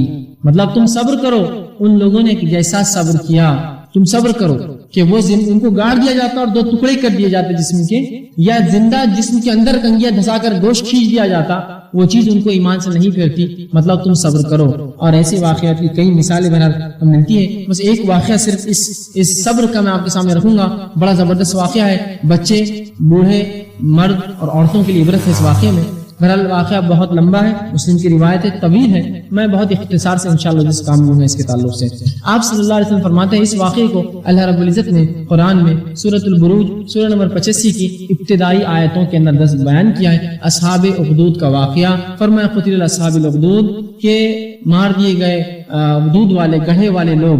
ٹھیک، اب یہ واقعہ کیا ہے؟ جب صحابہ نے پوچھا یہ اخدود کا معاملہ کیا ہے، یہ گڑھے والے لوگ کون تھے، تو بڑا زبردست واقعہ آپ صلی اللہ علیہ وسلم سنایا کہ آپ نے فرمایا تم سے پہلے قوموں میں ایک قوم تھی، بنی اسرائیل کا یہ واقعہ ہے غالباً، تم سے پچھلے ایمان والوں میں ایمان والے تھے، اور ایک قوم تھی، اس بستی میں جو ہے ایک بادشاہ تھا، اور اس بادشاہ کے پاس ایک جادوگر تھا۔ وہ جادوگر جو بوڑھا ہونے لگا، اس نے کہا بادشاہ، وہ خوابوں کی تعبیر اس طرح کے کام کرتا، نجوم تاروں کو دیکھ کر تقدیر بتاتا، اس نے کہا بادشاہ سلامت، میں بوڑھا ہو چلا ہوں، میں مر جاؤں گا، لہٰذا تم ایک بچہ میرے پاس لا کے دو جس کو میں تعلیم دوں جادو کا علم، تاکہ میرے بعد وہ آپ کی مدد کرتا رہے۔ منادی دی گئی، ایک بچہ سلیکٹ کیا گیا، چنا گیا۔ وہ بچہ جب محل کی طرف جاتا اپنی بستی سے نکل کر، تو راستے میں ایک راہب دیندار انسان تھا جو کہ بادشاہ کے ظلم کی وجہ سے بستی میں نہیں رہتا تھا، بستی سے الگ رہتا تھا، اس لیے کہ بادشاہ اپنے آپ کو خدا کہتا تھا، وہ اپنے آپ کو رب سمجھتا تھا۔ تو یہ راہب جو دیندار انسان تھا وہ بستی سے ہٹ کر ایک جگہ جنگل میں رہتا تھا۔ جب نوجوان وہاں سے گزرتا تو اس راہب سے ملاقات ہوئی، وہ راہب اس کو کچھ دین کی باتیں بتاتا خاموشی میں۔ وہ بچہ وہ باتیں سیکھ کر محل جاتا، جادوگر سے جادو کا علم سیکھتا اور واپس گھر جاتا، یہی روز ہوتا رہا۔ اب بچہ جو اس راہب کے پاس بیٹھ کر علم سیکھنے لگا تو تاخیر دیر ہونے لگی، اور جب وہ محل جاتا تو اس کو جادوگر مارتا اور کہتا تو تاخیر دیر سے کیوں آیا؟ تو اس نے کہا اے راہب، جب میں تمہارے پاس بیٹھتا ہوں تو جادوگر مارتا ہے، جب گھر دیر سے جاتا ہوں تو گھر والے مارتے ہیں، میں کیا کروں؟ تو اس راہب نے کہا دیکھو، جب تم جادوگر کے پاس جاتے ہو تو کہنا گھر والوں نے دیر سے چھوڑا تاکہ تم شرعی علم سیکھو مجھ سے، اور جب تم گھر دیر سے جاتے ہو گھر والے پوچھتے کہاں تھے تو بولنا جادوگر نے دیر سے چھوڑا اور مجھ سے تم علم سیکھتے رہنا۔ وہ بچہ دونوں سے ذہین بچہ تھا، دونوں سے علم سیکھتا رہا۔ ایک مرتبہ یوں ہوا کہ جب وہ اپنی بستی سے نکل کر محل کی طرف جانے لگا، راستے میں ایک جانور تھا، رسول اللہ فرماتے جس نے بستی کا راستہ روکے رکھا تھا، اور ادھر کے لوگ ادھر جانب، ادھر کے لوگ ادھر کے جانب کھڑے تھے۔ بڑا کوئی جانور تھا، سب لوگ دیکھ رہے تھے۔ اس بچے نے نیت کی اور آگے بڑھا، جب جانور کو دیکھا تو اس بچے نے ایک پتھر اٹھا نیت کی، اے اللہ اگر وہ جادوگر حق پر ہے، کیونکہ ابھی دونوں علم سیکھ رہا تھا، تو جب میں یہ پتھر ماروں اس جانور کو تو یہ جانور نہ مرے نہ ہٹے، اور اگر وہ راہب حق پر ہے، وہ جو مجھے سکھاتا ہے مسلمان، تو یہ جانور راستے سے ہٹ جائے یا مر جائے۔ اس نیت سے اس نے پتھر مارا، اور آپ صلی اللہ علیہ وسلم فرماتے ہیں وہ جانور مر گیا اور راستے سے ہٹا دیا گیا۔ بچے کا چرچا چاروں طرف ہو گیا، ظاہر سی بات ہے چھوٹے بچے نے جب کیا تو اس کا چرچا چاروں طرف ہو گیا۔ جب یہ بات بچے نے راہب کو سنائی تو راہب نے کہا اب تم کامل ہو چکے ہو ایمان کے اعتبار سے، تم نے مجھ سے دین سیکھ لیا، اب تمہارے پاس علم آ گیا ہے، اب ایک بات ضرور یاد رکھنا، کیونکہ وہ دیندار تھا، اسے علم تھا، میرا نام کسی کو مت بتانا، میں نے تمہیں یہ سکھایا ہے، کیونکہ اسے معلوم تھا اب مصیبت شروع، آزمائش شروع، اللہ کا طریقہ ہے، میرا نام مت بتانا کسی کو کہ میں نے تمہیں یہ چیز سکھائی ہے جو دین کا علم دیا ہے۔ اب ہوا یوں کہ اللہ رب العزت نے اس بچے کی دعاؤں میں تاثیر دے دی، اور جب کوئی شخص اس کے پاس آتا، بچہ کہتا کہ اللہ پر ایمان لاؤ، اور پھر اس کے حق میں دعا کرتا، اللہ اس کی دعا کو قبول کرتا اور وہ بیماروں کو شفا دینے لگا اللہ کے حکم سے۔ جو آتا اس کو کہتا ایمان لاؤ، اور پھر وہ دعا کرتا اور وہ شفا یاب ہوتے۔ ایک مرتبہ یوں ہوا کہ ایک وزیر تھا جو اس بادشاہ کے محل میں تھا، اس وزیر جو نابینا تھا، کسی نے کہا جاؤ اس بچے کے پاس، وہ بہت ماہر ہو چکا ہے، لوگوں کو لگا اس نے جادوگر سے علم سیکھا، بڑا ماہر ہو چکا ہے، وہ جس کے لیے دعا کرتا ہے اس کی دعا قبول ہوتی ہے، تم نابینا ہو، اس سے جا کے نظر بینائی مانگو۔ وہ شخص وزیر پہنچ گیا اور خوب تحفے تحائف لائے اور کہا مجھے بینائی دو، تو کہا بینائی میں نہیں دیتا ہوں، وہ اللہ دیتا ہے شفا۔ تو کہا یہ اللہ کون ہے؟ تو کہا یہ تمہارا اور میرا رب ہے، تمہارا اور میرا رب ہے، لہٰذا تم اس پر پہلے ایمان لاؤ پھر میں دعا کروں گا۔ وہ شخص وزیر ایمان لایا، بچے نے دعا کی، وزیر کو آنکھیں آ گئی، مطلب اس کو بینائی آ گئی۔ وزیر جو ہے محل میں جا کر جب دوسرے دن بیٹھا اور لوگوں کو دیکھنے لگا، چونکہ بینا لوگ جو نابینا ہوتے ہیں ان کو دکھتا ہے، تو بات ادھر کرتے ہیں دیکھتے ادھر ہے، بیچارے سمجھ میں نہیں آتا ہے، تو وزیر دیکھ کر بات کر، بادشاہ نے کہا کیا بات ہے آج تم دیکھ رہے ہو؟ تو کہا مجھے بینائی مل گئی۔ تو کہا خوب، کیسے؟ تو کہا اس بچے نے دی، اس بچے نے دعا کی اور اپنے رب سے دعا کی، مجھے کہا ایمان لاؤ رب پر، اور دعا کی رب سے بینائی مل گئی۔ تو بادشاہ نے جادوگر سے کہا بھائی اتنا ماہر بنا دیا اس کو تم نے، یہ تو تم سے بھی آگے چلا گیا۔ تو جادوگر نے کہا میری مہارت اتنی نہیں ہے کہ میں کسی کو بینائی دینے والا جادو سکھا سکوں۔ تو اس بادشاہ نے کہا کہ تم سے اس نے کیا کہا؟ تو اس نے کہا رب پر ایمان لاؤ۔ تو اس بادشاہ نے کہا اچھا مجھ پر ایمان لاؤ کہا؟ تو کہا نہیں تم تھوڑی رب ہو، تو کہا تم مجھ سے ہٹ کر کسی کو رب سمجھتے ہو؟ کیونکہ وہ اپنے آپ کو رب سمجھتا، اللہ سمجھتا تھا. تو کہا تم مجھ سے ہٹ کر کسی کو رب سمجھتے ہو؟ تو کہا وہ اللہ جو تمہارا بھی رب ہے اور میرا بھی رب ہے. تو کہا نہیں یہ نہیں ہو سکتا ہے. کس نے تمہیں یہ بتایا؟ تو کہا اس بچے نے یہ تعلیم دی مجھے. لاؤ اس بچے کو پکڑ کر لایا گیا محل کے اندر. جب بچے کو ضرب لگائے گی، مارا گیا، کس نے سکھایا تجھے علم؟ کیونکہ بادشاہ یہ چاہتا نہیں تھا کہ بغاوت ہو اس کے محل میں. ایمان لوگ لانے لگے تو بغاوت ہو جائیں گے. وہ اپنے آپ کو رب کہتا تھا. اس بچے کو لا کے ضرب لگائی گی، مارا گیا، تنبیہ کی گئی، اور بیچارہ ضرب کی ڈر سے اور مار کھا کر جو ہے اس نے منہ کھول دیا اور کہا اس راہب نے مجھے سکھایا. اس راہب کو بھی گرفتار کر کے لایا گیا. اب وہ وزیر بھی کھڑا ہے، بچہ بھی کھڑا ہے، راہب بھی. اور کہا گیا کیا تم مجھ پر ایمان لاتے ہو؟ بادشاہ نے کہا، ان سب نے کہا نہیں، ہم اللہ پر ایمان لاتے ہیں. تو سب سے پہلے اس وزیر کو جو اس راہب سے کہا گیا کیا اللہ پر ایمان چھوڑتے ہو؟ تو کہا نہیں. ایک آرا منگوایا گیا اور اس راہب کے سر پر رکھا گیا اور پوچھا گیا کیا اللہ پر ایمان چھوڑتے ہو؟ مجھے رب مانتے ہو؟ تو کہا نہیں. تو وہ آرا چلا دیا گیا، اس کے 2 ٹکڑے محل میں سامنے لوگوں کے کر دیے گئے. پھر اس وزیر سے پوچھا گیا کیا تم ایمان چھوڑتے ہو اللہ پر اور مجھ پہ لاتے ہو؟ تو کہا نہیں یہ نہیں ہو سکتا. اس کے بھی وہیں 2 ٹکڑے کر دیے گئے. پھر اس بچے سے پوچھا گیا کہ کیا ایمان لاتے ہو اللہ پر؟ تو کہا. بادشاہ نے کہا تجھے میں عبرتناک سزا دوں گا، تجھے یہ سزا نہیں. کہا اس بچے کو لے جاؤ پہاڑ پر اور وہاں سے پھینکنا تاکہ دنیا دیکھے اور عبرت حاصل کرے اس سے. جب بچے کو پہاڑ پہ لے جایا گیا، بچے نے اللہ سے دعا کی اللہ میری حفاظت کر ان سے. ایک زلزلہ آیا، تمام لوگ جو فوجی تھے جو سپاہی تھے گر گئے. بچہ واپس آیا اور کہا بادشاہ تم مجھے نہیں مار سکتے، میرے رب نے مجھے بچا لیا. تو کہا اچھا اب دوسری سزا تجھے، اسے پانی میں لے جاؤ، سمندر کے بیچ میں ڈبا دینا. ہاں لیکن یہ ضرور پوچھ لینا کیا مجھ پر ایمان لاتا ہے بادشاہ پر؟ اگر کہہ دے ہاں تو چھوڑ دینا، واپس نہ ڈبا دینا. جب لے گئے اس بچے نے پھر اللہ سے دعا کی اے اللہ میری حفاظت کر ان ظالموں سے. اللہ نے ایک طوفان لایا، کشتی کو ڈبا دیا، اس بچے کو محفوظ سطح پر لے آیا. بچہ پھر گیا اور کہا بادشاہ سلامت، تم مجھے نہیں مار سکتے. ایک ہی طریقہ ہے جس طریقے سے تم مجھے قتل کر سکتے ہو. کیا طریقہ ہے؟ تو کہا مجھے سب سے اونچے مقام پر لے جاؤ اپنے علاقے کے اور تمام اپنے بستی اور شہر والوں کو، ملک والوں کو جمع کرو اس مقام پر اور ان کے سامنے میرے ترکس سے ایک تیر نکالو جو میں دوں گا تمہیں، اور اس تیر کو لے کر یہ کہنا بسم اللہ رب الغلام، کہ اللہ کے نام سے جو اس لڑکے کا رب ہے، اور پھر وہ تیر میرے سر پہ مارنا تو ہی میں مر سکتا ہوں. بادشاہ نے کہا میں تو چاہتا ہوں. اس نے منادی لگائی، لوگ جمع ہوئے، ایک پہاڑ پر اس بچے کو لے جایا گیا جہاں سے لوگ دیکھ سکتے تھے، اور بادشاہ نے اس کے ترکس میں سے ایک تیر لیا اور وہی لفظ کہے بسم اللہ، اللہ کے نام سے رب الغلام جس لڑکے کا رب ہے، اور تیر اس کے سر میں جا کر بیچ میں لگا اور وہیں اس لڑکے نے گردن ڈال دی اور وہ مر گیا. اب جو ہی اس لڑکے کی موت ہوئی، پورے کی پوری عوام جو کھڑی چلا اٹھی آمنت برب الغلام، ہم لڑکے کے رب پر ایمان لائے. چونکہ لڑکا حق تھا، لڑکا حق پر تھا، اس نے صبر کیا اور اسے پتا تھا اگر میں جیوں گا تو دعوت اتنی لمبی نہیں دے سکتا ہوں. اس کو اللہ نے حکمت دی، اس کی موت نے پورے کے پورے ملک کو ایمان لا دیا. اس کا صبر، تو سب نے کہا آمنت برب الغلام، ہم سب ایمان لائے لڑکے کے رب پر. اب وزیروں نے کہا یہ تو پہلے ہم 3 لوگ اور 2 لوگ اور 4 لوگوں سے پریشان تھے، آپ تو پوری بستی ایمان لائے، اب کیا کریں؟ کچھ نہ کچھ تو حل نکالنا پڑیں گے. تو بادشاہ نے کہا ٹھیک ہے. مشورہ ہوا اور یہ طے ہوا کہ بڑے بڑے گڑھے کھودے جائیں گے، اخدود گھڑوں میں آگ لگائی جائیں گے اور بستی کے لوگوں کو لایا جائے گا پورا اللہ پر ایمان لاتے ہو بادشاہ پر، جو کہ اللہ پر پھینک دو، جو کہ بادشاہ پر چھوڑ دو. اور لوگوں کو جمع کیا گیا بڑے بڑے گڑھوں کے سامنے. لیکن لوگ ایسے پختہ ایمان لائے تھے بیچارے وہ، اور انہوں نے صبر کیا اس پر ایمان کے بعد کہ جب لا کر انہیں کھڑا کیا تو پوچھا جاتا اللہ پر ایمان لائے یا بادشاہ پر؟ وہ کہتے اللہ پر، اٹھا کر پھینک دیا جاتا. یہ کوئی مذاق نہیں ہے. پیچھے ایک انسان کھڑا جو دیکھ رہا میرا بھائی جل کر مر رہا ہے نیچے، دوسرے کو لا کر کھڑا جاتا، وہ کہتا نہیں میں ایمان لا اللہ پھینک دو مجھے. حتیٰ کہ تمام بستی کے لوگوں کو اس نے جلا دیا، آگ میں ڈال دیا. آخر میں ایک عورت تھی جس کے سینے سے اللہ کے فرماتے ایک بچہ لگا تھا.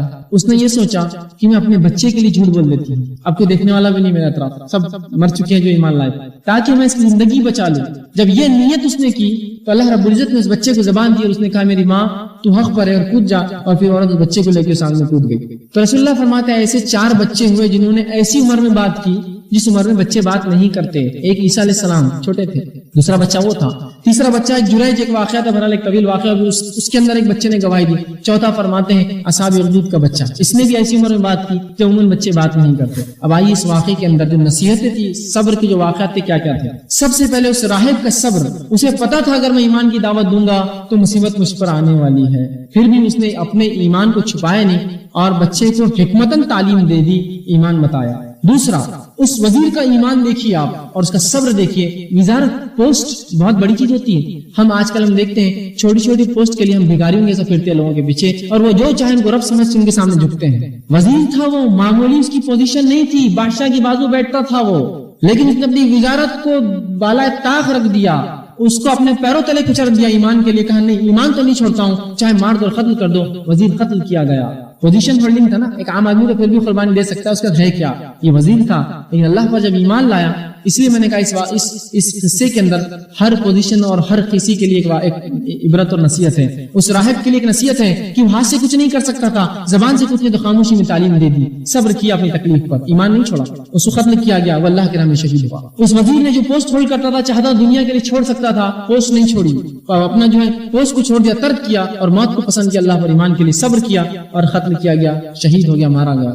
اس بچے کا دیکھیے آپ صبر، اور اللہ نے جو اس کی حکمت دی تھی، اپنی جان دے دی اسلام کی دعوت کے لیے، اور بستی والوں کا پیغام ایک ہی جھٹکے میں پہنچا دیا. یہ وہ دور تو نہیں تھا کہ ٹیلی کاسٹ کرے، براڈ کاسٹ کرے، ایک طریقہ تھا، اللہ نے جو حکمت اس کو سجائی تھی، اس حکمت کے تحت اس نے یہ کام کیا، یہ منمانی نہیں تھی اس کی. اور اس بچے کی قربانی دیکھیے، بڑے تو قربانی پھر بھی دے دیتے ہیں، اس بچے کی عظیم قربانی اس دین کے لیے، اور وہ اس کے لیے مارا گیا اور شہید ہوا. اور پھر اس پوری قوم کی قربانی دیکھیے، ہر بڑا اور چھوٹا اور عورت اور مرد سب آگ میں کودنا پسند کیا، ایمان چھوڑنا پسند نہیں کیا. اور آخر میں اس عورت کی اور اس چھوٹے بچے کی قربانی دیکھیے کہ اس ننھے بچے نے بھی جو ایمان کے لیے مرنا پسند کیا، لیکن وہ زندگی اس نے پسند نہیں کی، اور وہ عورت بھی اس کو لے کر کود گئی. تو اس واقعے میں ہر فرد کے لیے نصیحت تھی، ہر فرد کے لیے صبر کے نمونے تھے، ہر پوزیشن میں جو ہم ہولڈ کرتے ہیں ان میں ہر کسی کا ایک عبرت تھی کہ سب نے قربانی دی اللہ اور اس کے دین کے لیے. کیا آج ہم ایسے صبر کے لیے تیار ہیں؟ ہم تو اتنے صبر کے لیے بھی تیار نہیں کہ 2 روپے ہم سے چھن جائے، ہم اس کے لیے بھی پریشان ہو جاتے ہیں، یہ نہیں سوچتے کہ اللہ نے لکھا تھا میری تقدیر نہیں ہونا، ہو گیا. نہ صبرے ہو جاتے ہیں، نہ شکرے بن جاتے ہیں. اور جب ایک انسان صبر کرتا ہے تو کیا ہوتا ہے؟ وہ صبر جب کرتا ہے تو خود بخود یہ شکر کی علامت ہوتی ہے. اسی لیے میں نے شکر کو بہت لمبا طویل نہیں لیا، مختصر رکھوں گا. لیکن جب انسان صبر کر رہا ہے کسی مصیبت میں، انا للہ و انا الیہ راجعون پڑھا، یہ اس کا شکر ہے. تو صبر میں شکر خود بخود داخل ہے، اسی لیے عنوان صبر اور شکر رکھا گیا کہ جب ایک انسان مصیبتوں پر صبر کرتا ہے تو وہ خود بخود شکر کی علامت ہے اس کی. اور جب وہ کلمات ادا کرتا ہے حمد و ثنا کی تکلیفوں پر، اللہ کا شکر ادا کرتا ہے کہ جس بھی حال میں تو نے رکھا تیرا شکر ہے اللہ. ٹھیک، تو یہ خود ایک شکر ہے، اللہ کی تعریف کرتا ہے، حمد و ثنا کرتا ہے. ٹھیک ہے. اسی طرح اللہ رب العزت نے قرآن میں فرمایا صبر کے تعلق سے سورہ شورى سورہ نمبر 42 آیت نمبر 43 میں وَلِمَنْ صَبَرَ وَغَفَرَ إِنَّ ذَلِكَ لَمِنْ عَزْمِ الْأُمُورِ. اللہ فرماتا ہے جو صبر کرتا ہے اور معاف کرتا ہے یہ ہمت کے کاموں میں سے ہے. صبر کرو اور معاف کرو. دین کے لیے کسی نے آپ کو گالی دے دی، صبر کرو، درگزر کرو، عفو معاف کر دو اس کو. یہ بہت پائے کے جو ہے کردار والے لوگوں کی علامتیں ہیں، صبر کرنا اور معافی اور درگزر کرنا. ٹھیک، تو صبر یاد رکھیے بڑی اہم چیز ہے. اب آئیے چند باتیں آپ کو شکر کے تعلق سے رکھتا ہوں کہ شکر کیا ہے.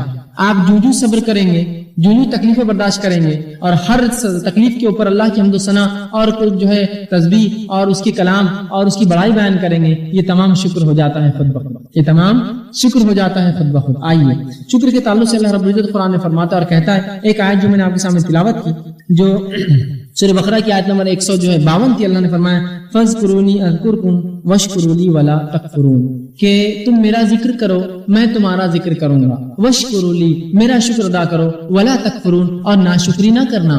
تو شکر ادا کرے اللہ کا ہر حال میں یاد رکھو جو کچھ اس نے دیا. اور اللہ کا شکر کیسے ادا کریں گے؟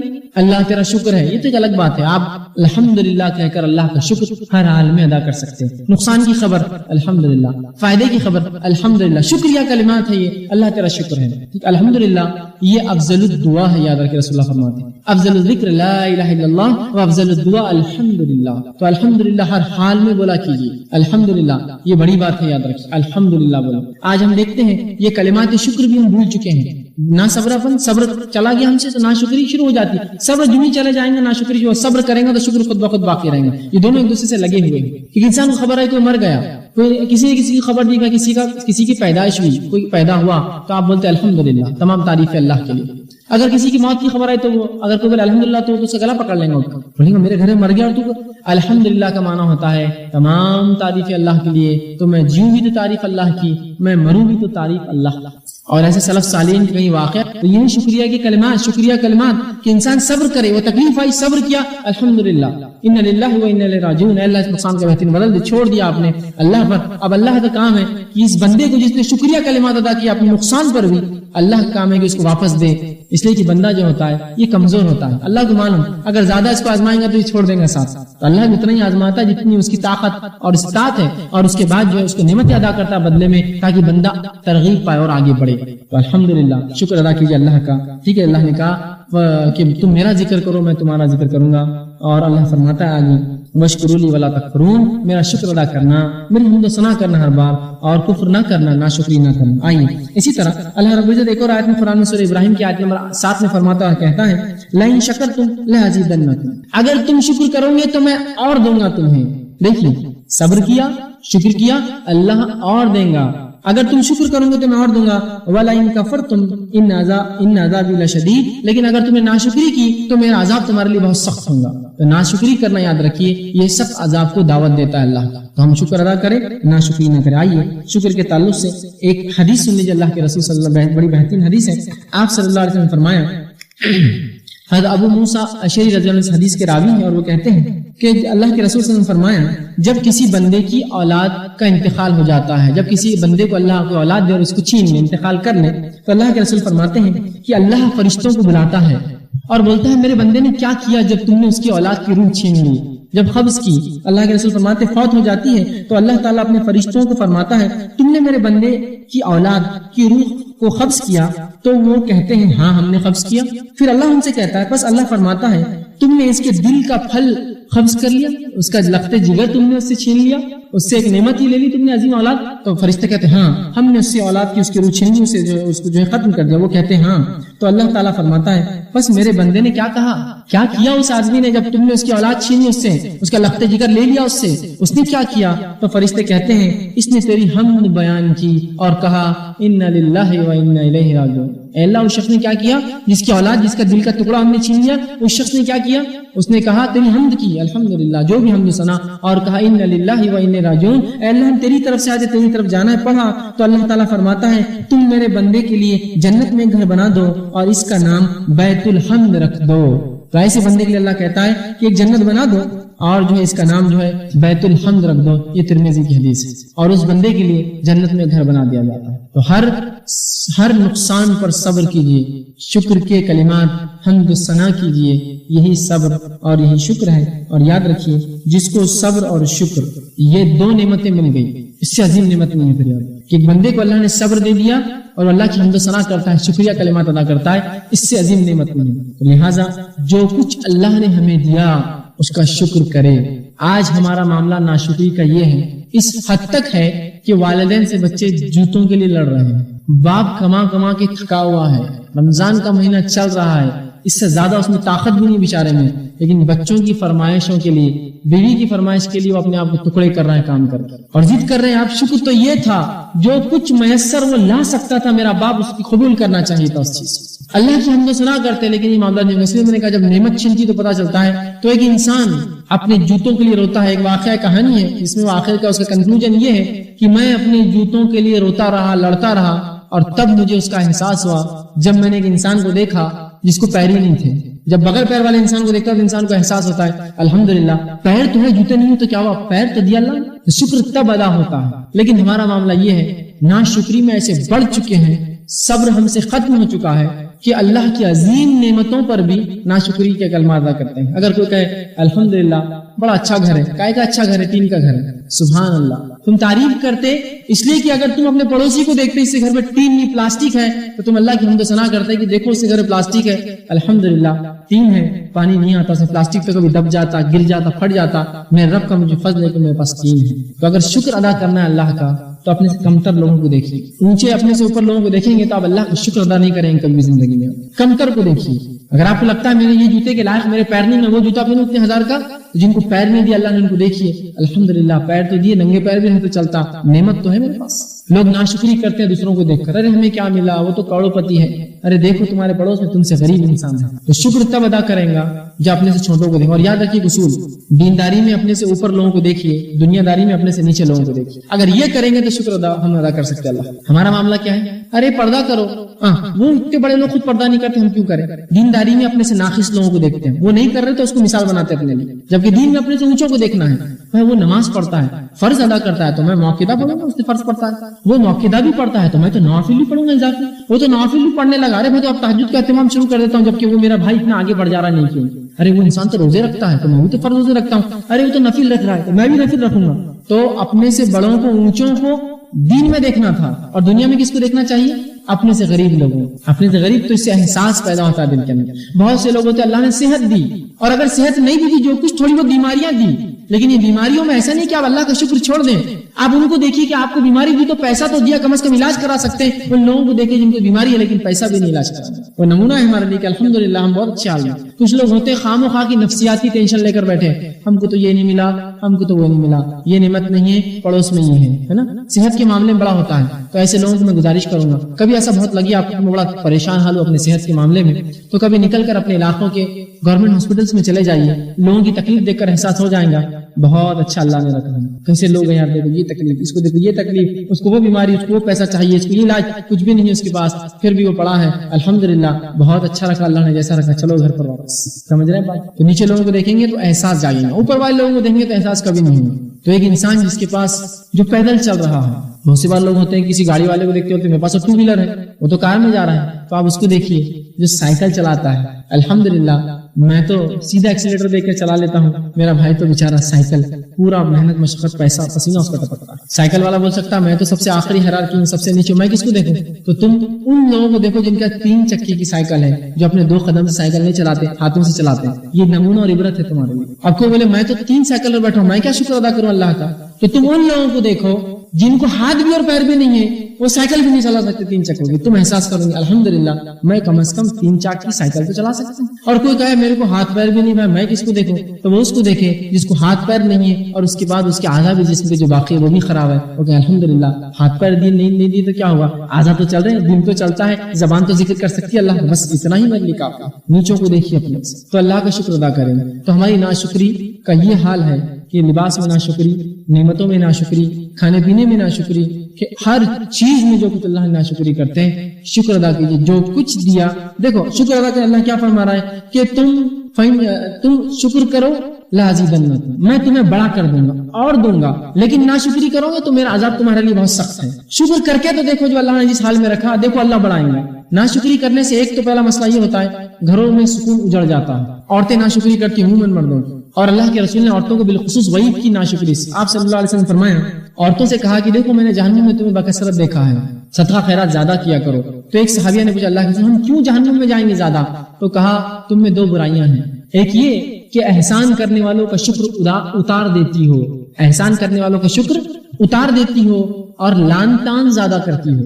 سبحان اللہ, یہ تو ایسی چیزیں بتائی رسول اللہ نے تو ہم سمجھتے معمولی, لان تان کرنا تو معمولی, شکر اتارنا. تم احسان اتارتی ہو مطلب کیا ہے, شکر ادا نہیں کرتی ہو لوگوں کا جو احسان کرتے ہیں. اور واقعی میں عورتیں ایسا کرتی ہے. دیکھیے مثال دیتا ہوں, شوہر دن رات محنت کر رہا اور مشقت کر رہا ہے, ہر چیز کرنا چاہتا ہے اپنے بیوی اور بچوں کے لیے, ایک چیز اس سے ایک بار نہیں ہو سکی. کیا نہیں ہو سکا؟ اس سال کپڑے نئے نہیں بنا سکا. الحمدللہ میں سمجھتا ہوں ہر شخص نئے کپڑے عید کو پہنتا ہوں گا, لیکن یہ ضروری نہیں ہے. اللہ دیا ہے تو استعمال کی, ضروری نہیں ہے. وہ آدمی محنت کر رہا ہے اس کے لیے اور ایک بار نہیں کر سکا تو فوراً کہہ اٹھتی ہے میں نے تم سے آج تک کوئی خیر نہیں پایا, آج تک کوئی بھلائی تم سے میرے کو ملی نہیں, کوئی فائدہ میرے کو تم سے ہوا نہیں. جب سے میرے باپ نے تم سے نکاح کیا نہ یہ ملا نہ یہ ملا نہ یہ ملا. اتار دیا اس کے پورے احسان جو اس نے اپنے دن اور رات زندگی کے جو لگا کر تمہارے لیے کما کے حلال لا کر تم کو عزت سے گھر میں رکھ رہا ہے, اتار دیا احسان.